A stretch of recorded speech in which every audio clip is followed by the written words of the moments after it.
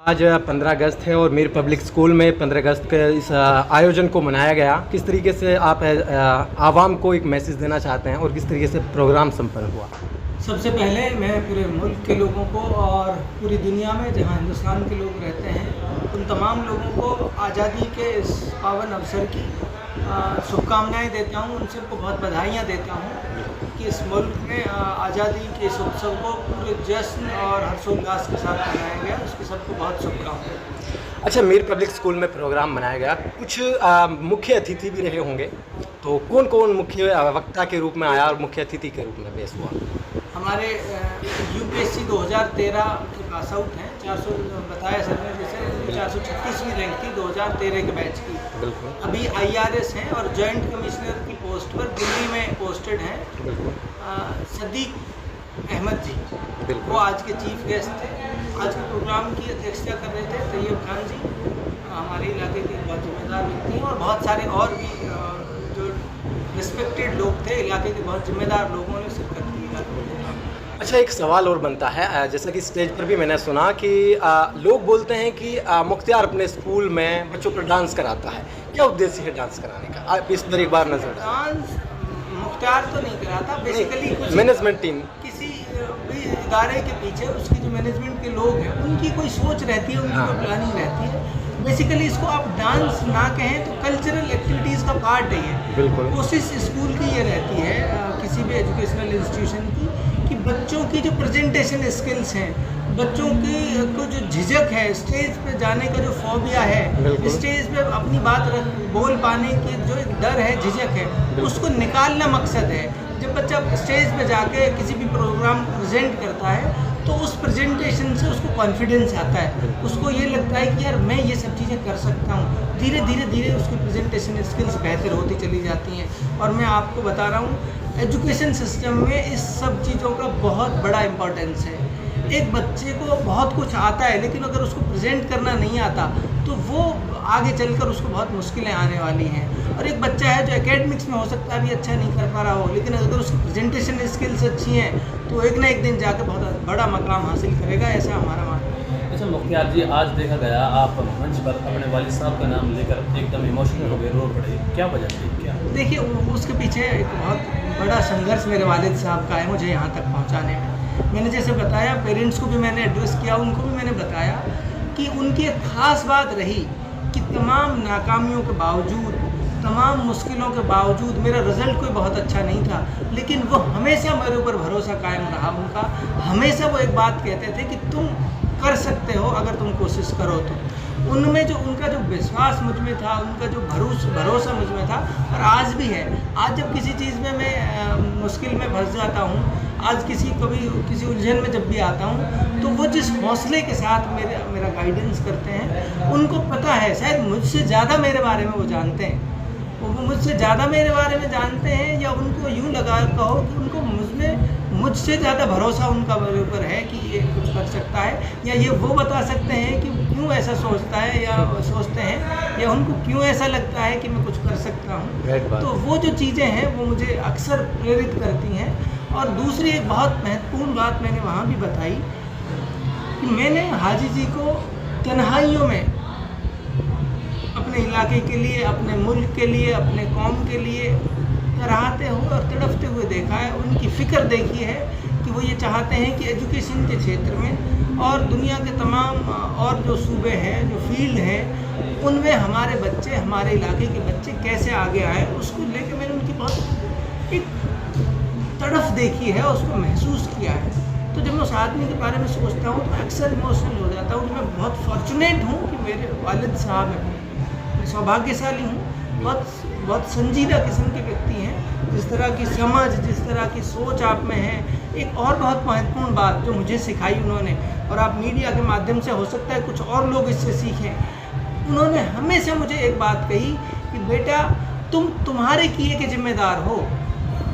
बहुत बार गाँव में ऐसे रहता है कि फला तुमसे चिढ़ता है, फला आदमी तुमसे जलता है, फला आदमी तुमसे हसद रखता है। उसके बारे में हमेशा उन्होंने मुझसे ये कहा कि जब आप ये सोचते हो ना फला आपसे जलता है, चिढ़ता है, इसका मतलब यह है कि आप खुद उससे चिढ़ते हो। उन्होंने हमेशा मुझे इस बारे में बहुत क्लियर थॉट दिए, सोच दिए, समझ दिए, तो अल्हम्दुलिल्लाह मैं कभी किसी से किसी भी तरह की हसद, किसी भी तरह की कोई इस तरह की चीज़ें किसी से नहीं रखता, किसी से नफरत नहीं करता।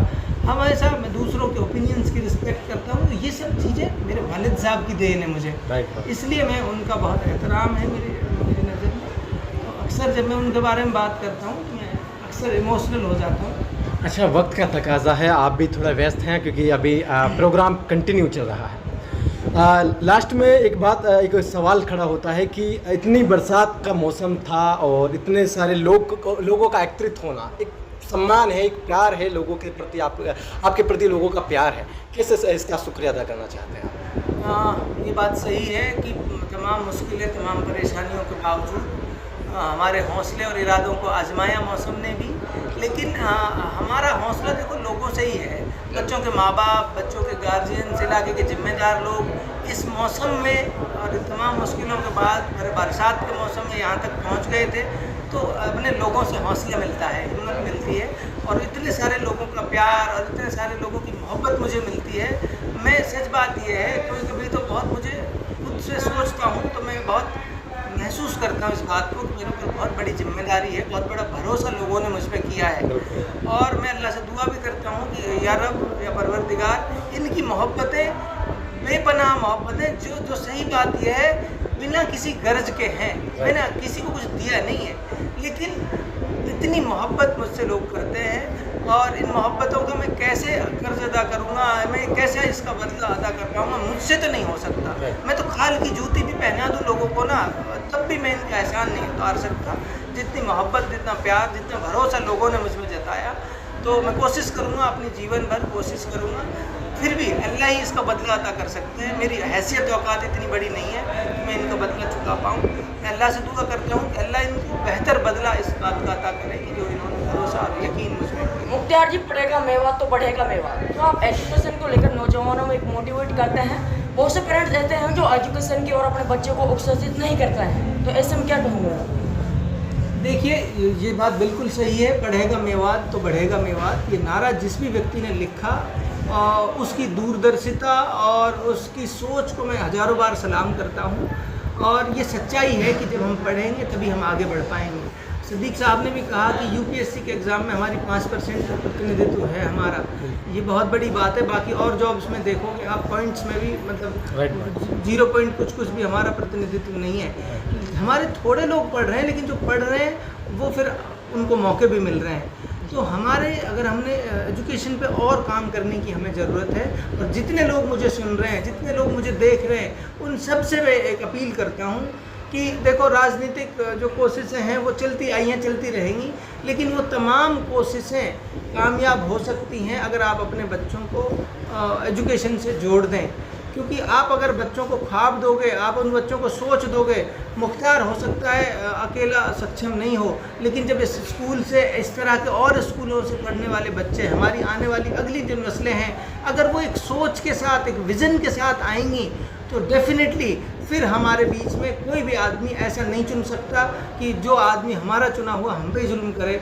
फिर कोई भी चुनेगा, फिर वो व्यक्ति होगा जिसे ये पता होगा अगर मैं काम नहीं करूँगा तो मुझे जूते मारकर ये नीचे भी गिरा सकते हैं। तो हमारी नई नस्लों को पढ़ेंगी तो उनको हर फील्ड में आगे बढ़ने के मौके मिलेंगे। मेरी यही अपील है इलाके के लोगों से कि जितना ज़्यादा से ज़्यादा हो सकता है अपने बच्चों को उतना ज़्यादा से ज़्यादा अच्छी से अच्छी तालीम देने की कोशिश करिए। और अंत में यूँ कहूँगा कि आप सल्लल्लाहु अलैहि वसल्लम ने कहा कि एजुकेशन हासिल करने के लिए अगर चीन तक भी जाना पड़े, उन ज़मानों में पैदल के रास्ता हुआ करते होंगे, चीन तक भी जाना पड़े तो एजुकेशन हासिल करने के लिए चीन तक भी जाइए। तो इन्हीं शब्दों के साथ मैं अपने इलाके के लोगों से कहूँगा कि आप सल्लल्लाहु अलैहि वसल्लम की इन नसीहतों पर ज़रूर गौर करें, उनके इस आदेश पर ज़रूर गौर करें एजुकेशन के बारे में। तमाम बातचीत के लिए बहुत बहुत बहुत